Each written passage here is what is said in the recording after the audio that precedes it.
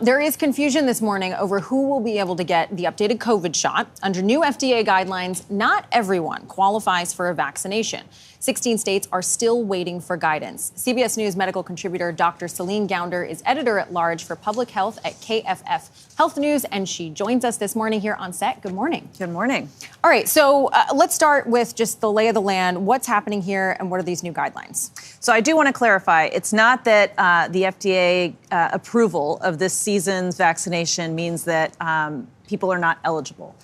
So it's approved for people 65 and over, and it is approved for people 6 months to 64 years of age who have at least one risk factor for severe COVID.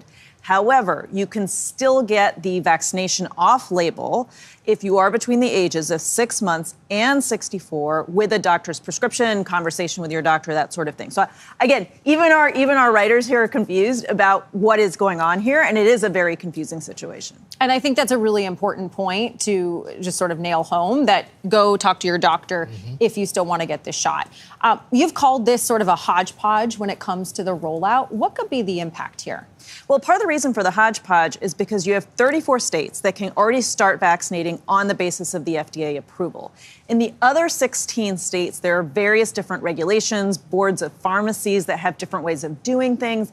And in many of those, they're waiting for the CDC to weigh in addition to the FDA. The CDC is going to weigh in theory, September 18th and 19th. That's when their next vaccine advisory committee is supposed to take place.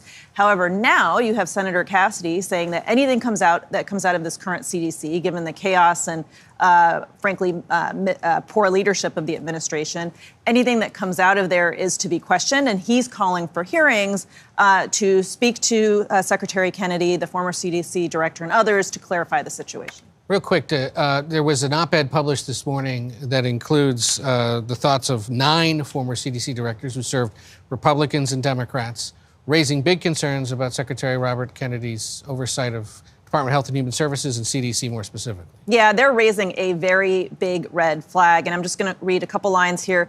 Health and Human Services Secretary Kennedy has done to the CDC and our nation's public health over the last several months is unlike anything we have ever seen at the agency and unlike anything our country has ever experienced. And I think it's really important to say this is not about their partisan leanings. They have served under both Republicans and Democrats. And what they are trying to say is, look, Congress, you guys need to step in and exercise your authority over HHS and call that hearing with Secretary Kennedy. Dr. Celine Gounder, thank you so much for that information.